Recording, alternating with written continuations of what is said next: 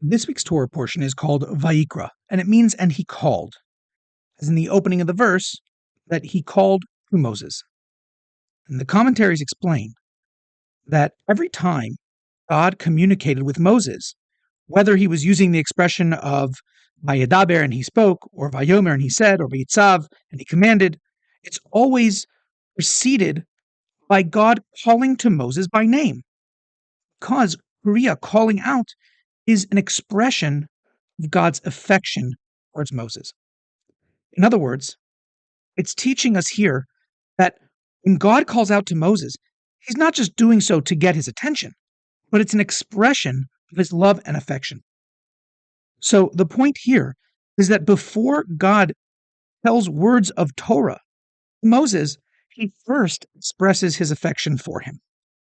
And this teaches us that God's affection for Moses and for each one of us is even deeper and rooted in God's essence, even more so than the Torah itself, because it precedes the teaching of the Torah.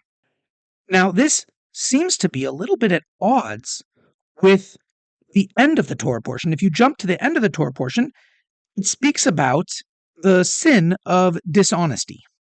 Now, if the message of Vayikra is closeness and affection, the affection that God feels for each one of us, so why do we end off the Torah portion, this big crescendo, discussing a sin, which is something that distances us from God?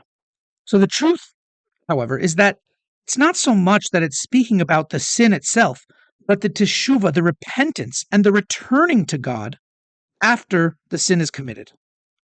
When someone transgresses the mitzvah of the Torah and then decides to return to God, what we're witnessing is the deep connection that a person has with God, even if the somewhat external connection of Torah has been cut. It's that deeper and more essential connection that's motivating him to return.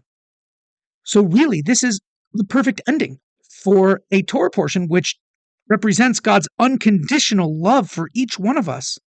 Because it's because of that inherent connection, that essential connection that we have to God, that we're able to return and turn towards God and strengthen that relationship when the more superficial relationship that we have with God through the Torah has become temporarily interrupted. I hope to have a Far Torah for you next week in honor of Passover, but just in case I don't, I wish all of you a happy, healthy, sweet Passover.